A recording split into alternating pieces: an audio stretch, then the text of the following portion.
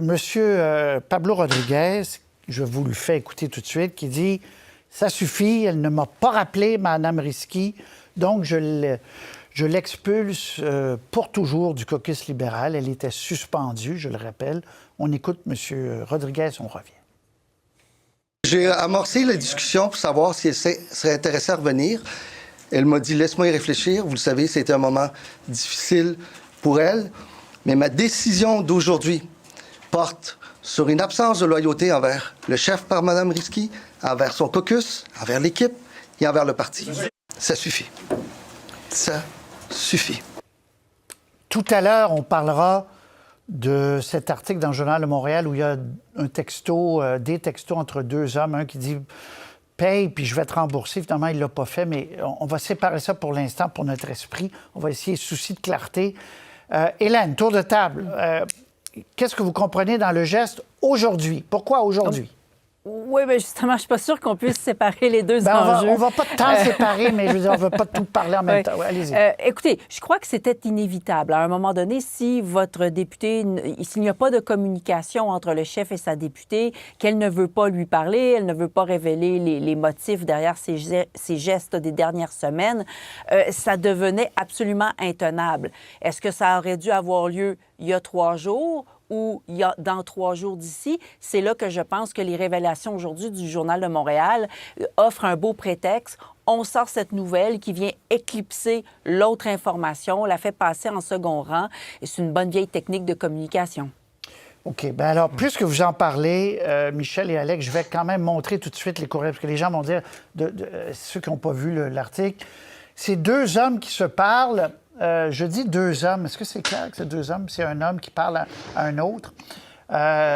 Il dit « Peux-tu me faire une faveur? Je soutiens mon ami qui est dans la course pour le Parti libéral, Pablo. Je ne peux donner plus que 500 $. Donc, là, il lui dit, c'est ce qu'on appelle un prête-nom. Donne 500 $ et je vais te rembourser. Ça, c'est illégal. On n'a pas le droit. C'est des prête-noms. Technique qui a été utilisée pendant des décennies au Québec par tous les partis politiques, mais qu'on ne veut plus voir. Et finalement, il ne le rembourse pas. Mais, Michel David, Alex Castonguay, ça jette un autre doute sur comment cette campagne-là a été monitorée. Est-ce qu'il y a des gens qui se promenaient en disant donne, je vais te rembourser? Est-ce qu'il y a eu des prête-noms? Est-ce qu'il y a eu du fling-flang? Michel. Oui, il y a eu du fling-flang, de toute évidence. Maintenant, je ne suis pas convaincu, moi, que c'était organisé, là, un système qu'on avait mis au point pour utiliser des prête-noms. Et au surplus, il y a toute l'histoire du renvoi d'ascenseur. Si tu... oui, à la fin, oui. Oui, si tu payes 500 $, on va s'organiser en gros pour que tu aies des contrats d'un éventuel gouvernement libéral. Alors, tout ça, évidemment, ça rappelle de très, très, très mauvais souvenirs. Maintenant, je ne crois pas, moi, très honnêtement, là, que M. Rodriguez était au courant de ça. Je ne pense pas que ça a fait à une grande échelle.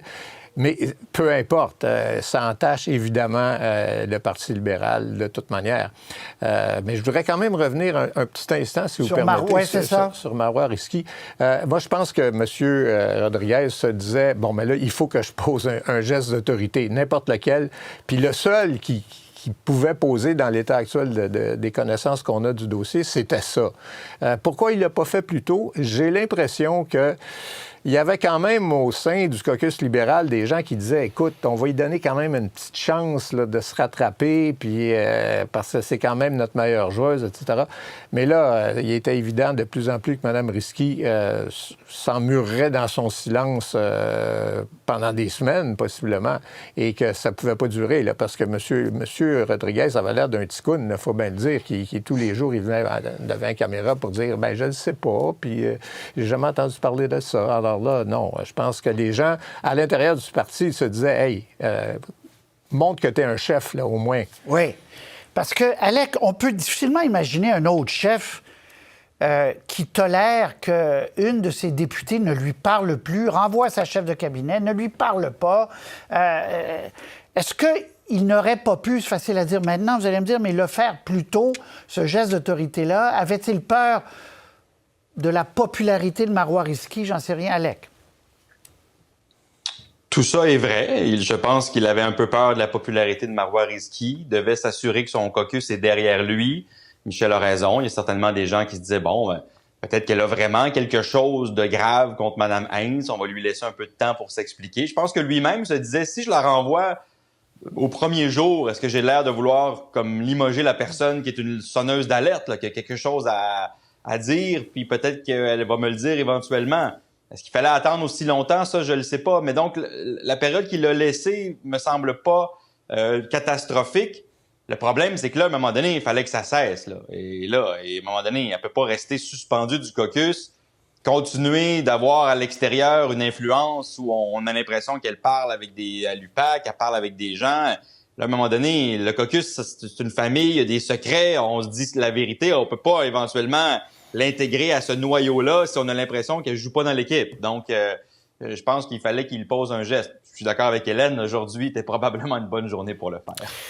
OK, on va écouter, vous parlez du caucus, on va écouter quelques députés qui sont excédés par tout ça et se demandent un peu comment faire taire des rumeurs ou des textos anonymes. Comment on voit la fin de ça? Et on a l'impression qu'ils ne voient pas la fin. L'enquête, oui, un ex-juge, oui, mais il n'a pas les pouvoirs vraiment d'enquête. On écoute, on revient. L'ensemble des collègues au caucus veulent que la lumière soit faite. Et s'il y a des gens qui ont fait quelque chose de pas correct, qu'on les nomme, mais qu'on les mette dehors. Mais moi aussi, je suis tanné. Il semble y avoir quelque chose de criminel qui a été fait aujourd'hui, là. Arrêtez-les, s'il vous plaît, mettez-les en prison. Envoyez ça le plus loin possible de notre gang, parce qu'on est écœurés au caucus. Moi, personnellement, je suis tanné de ça. En colère contre tous ceux qui sont anonymes, qui sortent, qui nous prouvent que c'est vrai. Pas contre ceux qui trichent. Mais là, question très simple. Je commence avec vous, Alec. Comment ce juge, aussi bon soit-il à la retraite, pourra faire la lumière là-dessus? J'espère qu'il a de bons limiers avec lui et qu'il va trouver une manière, parce que je me suis demandé aussi, bon, si le Journal de Montréal a les noms, mais ne veut pas les rendre publics, pourquoi ces personnes-là, soudainement, auraient envie de parler à l'ancien juge Fournier et révéler ce qu'ils savent? Peut-être vont-ils le faire, je ne le sais pas. Mais c'est clair que ce type d'enquête-là, externe, a une valeur, mais a aussi ses limites. Et ça va être pas si simple d'être capable pour lui de travailler. En même temps, bon, Michel en parlait un peu tout à l'heure, s'il y a à grande échelle, ou du moins à une échelle suffisante, un exercice de tentative de prête-nom, il devrait être capable de le trouver. C'est-à-dire qu'il y a des gens qui devraient à un moment donné parler et être capables de se confier. Si ces deux individus dans leur coin, qui se sont échangés 2 textos, qui se sont remboursés en shooter un soir où il y avait du fun, je sais pas, là, mais on n'a aucune idée de la proximité de ces personnes-là avec la vraie organisation. Mais là, évidemment qu'eux vont peut-être pas aller parler puis se mettre à nu. Ils sont peut-être une exception. Alors, l'ampleur de tout ça, je pense, va être assez important pour le juge Fournier. Okay. S'il y en a 2-3, c'est une chose. Si on est rendu à 20, 30, 40, j'imagine qu'il va réussir à tomber là-dessus. Mais vous avez raison, il y a des limites à ce type d'exercice-là aussi. Oui, mais si, effectivement, Michel et Hélène, entre-temps, comment le chef du Parti libéral peut naviguer dans ces eaux-là alors qu'il n'est pas sûr que la personne qui nomme va arriver avec des réponses? Puis l'UPAC, n'en parlons même pas. Il n'y a même pas d'enquête encore. Là. Ils sont en examen. Et peut-être qu'il n'y a même pas d'objet. Bref, comment on fait pour avancer là-dedans, Michel? D'abord, il y en a pour 2 mois à se poser la question, parce que le juge, et puis encore s'il demande, peut-être demandera-t-il un délai à la fin janvier, j'en sais strictement rien. Mais c'est long en maudit, 2 mois. Là. Imaginez, pendant le temps des fêtes, là, ça va continuer à rouler là, dans les conversations. Moi, je pense que le juge va arriver à une conclusion en disant « Je n'ai pas trouvé la preuve qu'il y avait un système ». Alors, les gens vont dire, ouais, t'as pas trouvé la preuve, mais ça veut pas dire qu'il n'y en avait pas. Et on peut pas exclure qu'il y a d'autres textos qui vont sortir là, dans les prochains jours, les prochaines semaines. Alors, moi, j'ai peur pour les libéraux que l'épée de Damoclès va continuer à planer au-dessus du parti. Et qui sait, peut-être qu'il va y avoir une résurgence de textos au moment du déclenchement de la campagne électorale. Alors, moi, c'est malheureux pour eux, mais j'ai l'impression qu'ils vont vivre dans l'inquiétude jusqu'à l'élection. Mais vous, presque, en fait, ce matin, vous n'avez pas signé l'arrêt de mort de Pablo Rodriguez, mais je pense que vous avez dit, vous avez parlé déjà d'un successeur. S'ils veulent changer, il faut qu'ils aillent vite. C'est un peu ça que vous avez dit, Oui, non? tout à fait. S'ils en arrivent à la conclusion, ils ne peuvent pas attendre au mois de mai, là. La campagne électorale, disons qu'au mois de juin, on est pratiquement en campagne électorale. Alors, écoutez, il faudrait que j'examine attentivement la constitution du Parti libéral, mais il est certain que s'ils voulaient le remplacer, il ne faudrait pas qu'il y ait de course, là, parce que là, il y a une procédure qui en finit On en plus. est là, vous croyez, Michel, rapidement, dans votre esprit, ils en sont à se poser cette question-là? Bien, moi, je pense que les prochains sondages, parce que jusqu'à présent, on a vu que ça n'avait pas égratigné le parti. M. Rodriguez, oui, lui, en prend tout un coup. Mais les intentions de vote du Parti libéral demeurent jusqu'à présent stables. Mais il n'est pas dit que ça ne commencera pas à chuter à un moment donné si tout ça continue. Et à partir de ce moment-là, je pense que les libéraux vont dire c'est dommage, Pablo, mais il faut absolument sauver le navire, là, puis tu n'es pas capable. Oui, mais ne faut-il pas, Hélène, vous allez dire, je suis encore naïf, mais la justice, ne faut-il pas quand même qu'il y ait des éléments qui s'additionnent, concrets, des faits qui montrent qu'il y a eu malversation, qu'il y a eu négligence de la part du chef, qu'il y a eu. Parce que là, à un moment donné, personne ne va être à l'abri de ça, Hélène. Ben non, mais exactement, c'est ça le problème avec cette histoire. Et c'est pour ça que ce matin, je me disais, enfin, si on peut dire ça ainsi, enfin, une vraie information qui est quantifiée, qu'on ne donne pas les noms des personnes, mais le journal se prête garant, dit on a parlé à ces gens, on est capable de les identifier, ce qu'on n'avait pas pour les précédents échanges textos, quand même, c'est important de le mentionner. Donc, quelque chose de tangible ici. Pour répondre directement à votre question, Patrice, je ne suis pas certaine donc de comment on se défend contre une glu comme ça, aussi intangible. J'ai l'impression que la machine médiatique s'est emballée et je n'en vois pas l'issue. Mais juste pour revenir là, donc à cet échange, ce nouvel échange de textos sur un prête-nom allégué, comme Alec le disait, si ce n'est qu'un cas isolé, ça prouve pas grand-chose. Moi, je m'étonne un peu là, que dans cet échange, on dit fais ça 500$, on va pas oublier ton entreprise. Voyons donc, je pense pas que le gouvernement se laisserait corrompre à donner des contrats parce qu'il y a un petit 500$ à quelque part qui s'est donné. À l'époque des prête-noms, rappelez-vous, on débarquait carrément dans des firmes d'ingénierie. Ben oui. Et là, c'était tout le monde qui était mis à contribution pour donner le maximum. Le PQ, oui. l'ADQ, des prête-noms, là, c'était des milliers. On faisait le tour des bureaux, là. Ah voilà, et c'est là que peut-être se monnayaient des contrats. On n'est pas là-dedans du tout, là. Très bien. 500$, come on. OK, se battre avec des fantômes. Très bien. Alors, on verra la suite de tout ça. Monsieur, je vous fais entendre M. Carney. On change de sujet. Mike Miller, qui joue au run, fait parler de lui. Je vous fais entendre M. Carney avant les remarques, c'est important, avant les remarques de son nouveau ministre de la Culture et des langues officielles. On lui demande, c'est un bon choix, Miller. Écoutez sa réponse. M. Miller est très capable, beaucoup d'expérience, mais c'est une équipe en ce qui concerne la culture, les langues officielles, les enjeux qui concernent le Québec et la langue française à travers le Canada. Donc, très bon choix, etc. Et quelques minutes après, M. Miller, que je vous fais entendre. Il y a un déclin, à certains égards, au Québec, toujours menacé. Ce que je déplore dans cette discussion, c'est la politisation de l'enjeu. Je pense que c'est utilisé pour des raisons identitaires, puis je pense que, comme Québécois, je suis assez tanné de ce débat. Bon, c'est cette dernière partie-là qui n'a pas passé du tout. Je vais vous faire entendre après, M. Legault. Mais d'abord, est-ce que ce qu'il a dit allait, d'après vous, inévitablement provoquer, Michel David, la controverse? Ben oui, inévitablement. Écoutez, quand M. Miller dit bon, mais là, je suis tanné pour des raisons identitaires, puis on fait de la politique. Écoutez, là, c'est évident que tout le débat sur la langue depuis 200 ans, c'est pour des raisons identitaires. C'est pour préserver l'identité française du Québec. Et c'est identitaire même dans tout le reste du Canada. Les communautés francophones de partout, d'un océan à l'autre, veulent protéger leur identité. Alors, dire que on utilise ça pour des raisons identitaires, c'est complètement... c'est une évidence. C'est une évidence. Maintenant, M. Miller, j'écoutais M. Carney, il n'avait pas l'air d'être bien au courant des des antécédents de M. Miller sur cette question-là. Là, il l'est. Parce que c'est pas la première fois que M. Miller là, met en doute le déclin du français. À un moment donné, il l'a avoué, mais c'est parce qu'il avait fallu presque y tirer ça avec des pinces. Et M. Miller, et je vous dirais, le caucus libéral au Québec, anglophone en particulier, il y a eu M. Hosfather, il y a eu Mme Lambropoulos, qui eux-mêmes étaient contre, par exemple, l'inscription de la référence de la Charte de la langue française dans la nouvelle version de la langue, la loi sur les langues officielles. Il y a toujours eu un refus au sein du caucus libéral de reconnaître ce qui, à mon sens, est une évidence, que le français est en déclin au Québec, pas juste dans le reste du Canada. Hélène, Alex, je vous donne la parole tout de suite, mais d'abord, on va entendre M. Legault sur les... Puis il parle de conneries, lui. Donc, M. Legault, quand le dernier extrait, on écoute.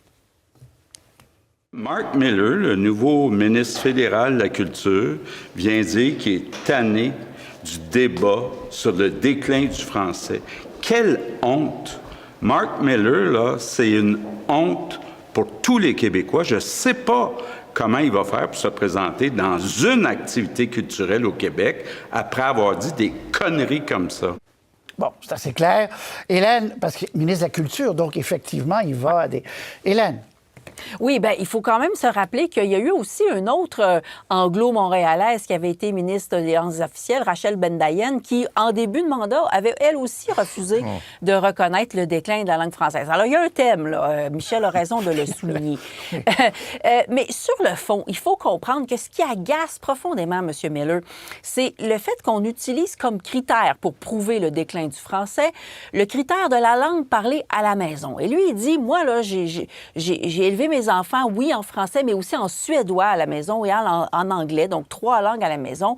Et de prétendre que le français décline parce qu'on ne le parle pas à la maison, ça l'énerve. Et ça l'énerve pourquoi? Parce que dans le fond, ça vient un peu alimenter ce thème de la noyade des souches. Hein? C'est de penser qu'en fait, le vrai français, c'est ceux qui sont des de souche et qui le parlent donc à la maison. C'est comme d'un peu d'exclure ceux qui se joignent à la famille francophone, mais qui ne l'adoptent peut-être pas dans leur vie privée.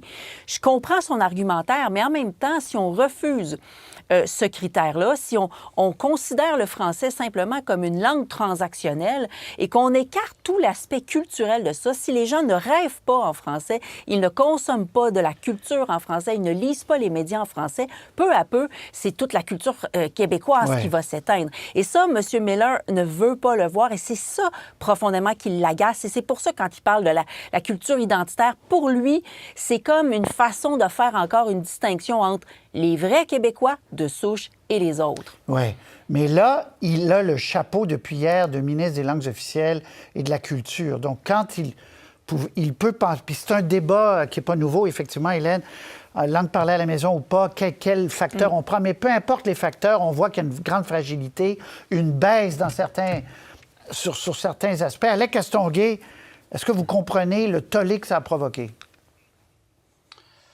Je comprends qu'on était très content au gouvernement Legault de saisir cette perche parce qu'on n'aime pas particulièrement Mark Miller et que ça tombait bien que le jour 1, comme ça, il y ait une citation, un extrait comme celle-là. Vous savez, j'ai reçu Mark Miller en entrevue à mon émission de radio ce midi. Il m'a dit, j'ai parlé pendant 2 heures avec Mark Carney dimanche avant d'accepter le poste.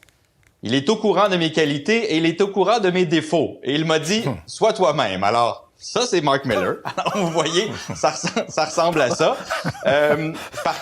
Peut-être qu'attendre une journée ou deux, il aurait préféré le premier ministre, peut-être qu'il soit lui-même un peu plus tard. Et c'est pas pour le défendre, mais lorsqu'on lui pose des questions et qu'on a un peu plus que 6 secondes d'extrait, il a dit en entrevue, le français est fragile en Amérique du Nord, il est en déclin au Québec, il est en déclin dans les autres provinces. On a du travail à faire et le fédéral n'a pas joué son rôle comme il le devrait dans les dernières années. Donc, c'est quand même pas quelqu'un qui nie la crise. Il a fait les nuances dont parle Hélène. Français parlé à la maison versus la langue d'usage dans l'espace commun. Il a fait ça. Donc, il est quand même sensible à cette question-là. Mais c'est vrai que c'est quelqu'un qui a son franc-parler et avec qui François Legault a eu des démêlés à l'époque de l'immigration. Mais c'est aussi quelqu'un qui est capable de s'adapter. C'est lui qui avait commencé à baisser les cibles d'immigration, qui avait enlevé des visas des étudiants, des travailleurs étrangers temporaires, qui avait commencé à baisser l'immigration à la demande du Québec, virage à 180 degrés. Il est capable de s'adapter. J'ai hâte de voir dans son nouveau rôle si ses perceptions personnelles dont parlait Hélène vont passer en second plan et que le politicien va revenir. Ça, j'ai hâte de voir ça. On a hâte de voir ça. Hélène, Michel, Alec, merci beaucoup. Après la pause, moi, je vous parle de Mathieu Bock-Côté. Petit extrait d'une entrevue que je vous présente au Téléjournal ce soir. On connaît évidemment très bien Mathieu Bock-Côté au Québec, Journal de Montréal, LCN, à la Joute, etc. Il a écrit un dernier livre. Il est à Paris, il fait partie de ces vedettes médiatiques, vedettes de la droite dans son cas, à CNews. Voici un petit extrait d'une entrevue que je vous présente ce soir au Téléjournal. Est-ce que l'immigration peut avoir un apport positif? Qui dit le contraire? Mais je vous pose la question parce qu'on vous entend rarement parler de l'aspect positif. Et qu'est-ce qui est massif et qu'est-ce qui ne l'est pas? Alors, je parle de l'immigration massive. Pourquoi? Parce que sur le plan individuel, dans nos vies, il y a des tonnes de gens de différentes origines qu'on rencontre. Et ça enrichit une société. Ça peut, mais ça peut ne pas enrichir aussi. Ça peut aussi, n'est-ce pas? Mais j'ai pas dit le contraire. J'ai pas dit le contraire. Ensuite, ça peut ne pas. Mais puisque tout le monde est occupé à dire ça peut, eh bien, je dis qu'il faut quand même qu'il y en a un qui dit de temps en temps ça ne peut pas. Je ne considère pas, quant à moi, que la présence, de plus en plus présente, du voile islamique dans nos sociétés soit un enrichissement. Franchement, je ne le considère pas. À l'échelle de l'histoire, l'immigration massive, globalement, a plus d'effets négatifs que positifs.